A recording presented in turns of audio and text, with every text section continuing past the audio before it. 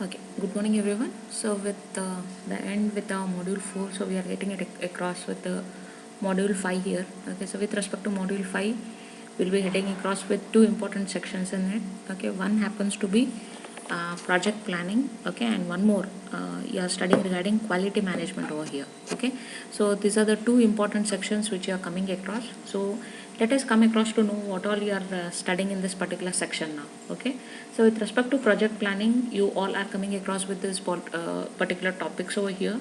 Okay, so which has been enclosed. So it happens to be software pricing. Okay, how important is software pricing and other things?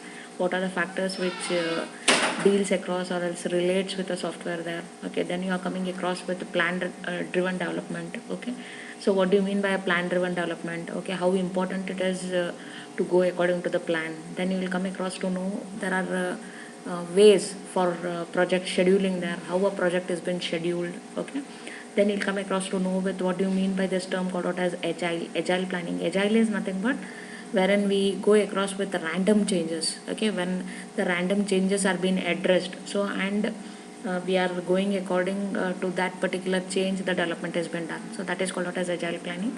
Okay, and the last one is estimation techniques there. Okay, so these are all the topics which are covering one by one in our further slides today. Okay, so firstly let us get across to know what do you mean by project planning there. Okay, so project planning, if at all I want to define it in a definitive term, it means that it is you're breaking down your entire work into parts. Okay, and assign them to your project team members. Okay, anticipate the problems that might arise. Okay, and prepare tentative solutions to these respective problems there. Okay, so it is entirely the whole work will be known to you, the whole aim of the program will be known to you. You are dividing it across and giving it to each of your team members. Okay, and roughly you will address what kind of issues or as what kind of problems they may address. Okay, and random solutions to those, tentative solutions to those problems will be given. Okay, so that is all called out as a project planning there. Okay, the project plan which is created at the start of the project is used to communicate how the work will be done. Okay, so along with the team member, that is along with our respective team, to the customers. Okay, and the customers who have to be included during the testing times there. Okay, they ultimately help you to assess the progress of your project there. Okay, then what are the planning stages now? Okay, so there are different planning stages there. So at the proposal stage, okay, there happens to be a bid which has been given across for an respective software there. Okay, you're bidding for a contract to develop or provide a software system. Then the second one is during the project startup phase. Okay, when you have to plan who will work on this particular project, how the project will be broken down into increments. Okay, how resources will be allocated across your company, etc. Okay, periodically, ultimately what we are going to do is throughout the project, when you modify your plan in the light of the experience gained, okay, and information from monitoring the progress of the work there. Okay, so ultimately you will be monitoring the progress of your respective work over the stages whatever you are coming across. Okay, so if I want to say it in terms of stages, so it happens to be a proposal stage. Okay, a startup phase, then the development phases. These development phases are divided across as increments from one respective development to another there. Okay, so followed out with that, let us come across to know with the very first very ingredient, and that is called out as the pricing of a respective software there. Okay, the software pricing is estimates which are made to discover the cost. Okay, so ultimately this cost includes the developer cost, the what are the costs which are included across for producing a respective software system. You can take into account the respective hardware, the software, the travel, the training, the effort cost, everything is been enclosed togetherly, and we can straight away say that this is the pricing which can be given estimated for this particular software there. Okay, it's not we cannot say it as a simple relationship between the development cost and the price charged to the customer there. Okay, so broader organizational, economical, political and business considerations influence the price charged there. Okay, ultimately then, so let us come across to know what are the factors which are affecting the software pricing there. Okay, so the factors which influence or else which affect are, the very first one is contractual terms. Okay, contractual terms says that now, like for example, a customer has asked for a respective software to be built, okay, and that software, if at all it is a single time use, then at that time we can say that the software price can be taken at a higher level there, okay. If at all he goes across under a contract there saying that another 3 years I'll be with you, okay, and I'll be using across your respective software system itself. So at that time, based on those contractual terms, you can have an deduction, or else the softwares can be changed across with the charges of that particular software there, okay. You can change, that will affect in a change of a price there, okay. That's the very first one. The second one is cost estimate uncertainty, okay. So whenever you are estimating the cost there, okay, there are some uncertainty which can be caused across. So that can be sudden changes in the organizational members, or a sudden, if at all you come across that the company has been overridden or else overgot across by another company or something like that. So at that time, those are all called out as the cost estimate uncertainties there, okay. And the third one is the financial health. The financial health of the company matters a lot, okay. So based on that also, the factors, it is also one of the factor which can affect the software pricing there, okay. Developers in financial difficulty may lower their price to gain a contract there ultimately, okay. If at all we are with a lower financial support there, so at that time I can lower my respective software pricing so that I can get more contracts from the respective customers there, okay. I'll be having more contractual terms there, okay, so that I can have for a long term I'll be encouraged, or else I'll be included there, okay. So that's one. Then even the factors affecting our market opportunities and requirements volatility, okay. Market opportunity is nothing but now you are going to open up a new thing, you are starting it to include in the market there. So at that time, even if you have a low profit for that particular software whatever you have got, it should be acceptable, okay. If that is the case, that is well and good, okay. But if at all you do not have any market opportunity at all, okay, something like that, the whatever it can of course nowadays it has become a trend, like new things when it comes across into the market there, okay. So a proper advertisement is done and then it has been marketed across, okay. So now when you are heading across to a market things there, so at that time you can, for an strategy, what you can do is you can lower the price of your respective software and head it across in the market there, so that more number of people will start using it, okay. So that's the very first one. Then comes the third, then comes one more factor is requirements volatility, okay. Requirements volatility is nothing but now for the software whatever you have developed, there are certain requirements which I am using for that software to be built, okay. So when I had buyed up that particular requirements, so it was so and so cost and other things there, okay. But over a period of time, okay, it has lost its existence there. So that is, in other words, I can say that it has become volatile. So ultimately that requirement is no more existing, so I have to I have to regain, or else I have to shift on that particular requirement with another respective, replace that particular requirement with another requirement there. So at that time I call it as a volatility of that particular requirement, and ultimately when I have a changes been done in that requirements, so ultimately it will affect my software pricing there, okay. So these are your things, or else these are your respective factors which affects the software pricing there, okay. Either you can have a lowering in a pricing rate, or else it can be an hiring in a price rate there, okay. So there are ultimately pricing strategies which we will be taking across. So either an pricing strategy will be underpricing. So underpricing says that whenever we do a survey over in a market and we get across to know that in the market, by the study we have come across to know that there is a pricing which has been kept across for a similar software which is available in the market there, okay. And to make our product establish its respective gain, or else its respective importance in its respective in its market, if I want to get its value being assimilated, so at that time what I'll do is I'll go across with an underprice of that particular system there, okay.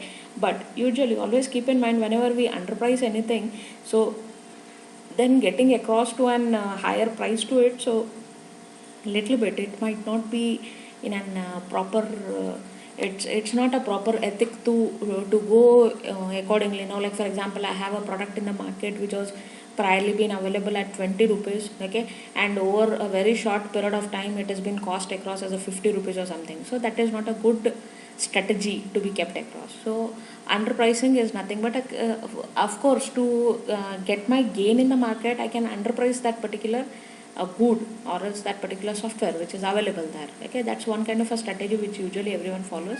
Or else one more is an increased pricing. So increased pricing is nothing but this is usually an formulation which everyone has. Okay, so it is something like the same material will be there with me, but sometimes it is something like everything will be same. Okay, but wherein of course I cannot guarantee that everything will be same. I can use the word called as similar there. Okay, so I have a product which is available at 100 rupee or something like that. Okay, so wherein increased pricing says that the same one, I will just, if I say that it is with a charge of 150 or something like that, then we start having a second thought. It's a human tendency that why it has been charged as 150. Okay, what is and that particular important factor which is available in that. So if I just highlight one of the feature which is available in it, so ultimately, yeah, that is one more strategy which can be kept across to have my pricing of an software to be decided there. Okay, usually the price may be increased when a buyer wishes a fixed price contract there. Okay, and so the seller increases the price to allow for unexpected risks there. Now, like for example, when you are going across on an contractual basis there, so like for example for 3 years or 5 years, okay, in this duration of time I cannot guarantee about my requirements volatility there or else a market opportunity there. So what will I do is, when I am giving that kind of a contractual base there, so at that time I start having an increased price for that particular good there. So because I have to give maintenance for that. Okay, so ultimately I have to give maintenance, I have to give servicing for that particular software. So that's why I'll have an little increased pricing with my respective product. So ultimately over a period of time I can handle that. Okay, this is the second strategy. Okay, next one is plan driven development. What do you mean by plan driven development? Ultimately, as I said you already, plan driven development is based on engineering project management techniques, and it is ultimately the traditional way. Until I have first I go across with a plan for any respective development there, then I go accordingly for that particular development work there. Okay, so a project plan is created that records the work to be done and who will be doing it. Okay, the development schedule and the work products there. Okay, managers use this particular plan to support the project decision making there. Okay, decision makings are being done using these things there. Okay, and as a way of measuring progress. Okay, project plans now. Okay, whenever I say a project plan or something like that, your plan should include all these set of things. What are these? First one is you should have a small introduction for what you're projecting. Okay, the second one is who are the organizers of your project. That's a project organization. Then comes risk analysis phase. Okay, wherein you have to say it in an things like what are the risks where you will be facing across and other things there. Okay, then hardware and software resource requirements, then how you are breaking across with the work. Okay, work breakdown, then project schedule, what's the schedule of your respective project, then monitoring and reporting these mechanisms there. Okay, so these are the sections of a particular project plan. Okay, for you. Okay, how we are doing it. Okay, so for my project plan, supplements are there. Okay, supplements are nothing but which will help you design these respective sections in a proper way. What are those? The first one is configuration management plan. Okay, so it is nothing but description of configuration management procedures and structures which are to be used there. Then comes the second one is deployment plan. Deployment plan is, it's a phase. It's not development plan, it's a deployment plan. It is wherein the product is being done. Okay, the product is ready and it is ready to be established in the market there. Okay, so this phase is called out as deployment there. Okay, will be deployed in the customer's environment. Okay, this should include a plan for migrating data from the existing systems there. Then comes the third one, maintenance plan. Okay, maintenance requirements, costs and efforts, predictions of them is nothing but a maintenance plan. Then comes quality plan. It describes the quality procedures and standards that will be used in an project there. Okay, then comes validation plan. It describes the approach, resources and schedule used for system validations there. Okay, so these are all nothing but plan supplements there, project plan supplements for each of them. Okay, So whereas let us come across with the actual, these are all plans to you. Okay, let us come across with the process. Okay, what is this planning process includes there. Okay, project planning, of course, as I said to you, it's an iterative process there. Okay, I cannot say this is the only one time which I will be passing across with this particular phase or something like that. Okay, you create with an initial project plan. Okay, and you start out with an startup phase. Okay, these are inevitable. So inevitable are nothing but, so there is ultimately an revising of the plans on the regular basis there. Okay, wherein you reflect, where ultimately your plan are reflecting across with the requirements, scheduling and the risk changes there. Okay, changing business goals also leads to a change in these project plans there. Okay, so what is this project planning process? So you are starting here.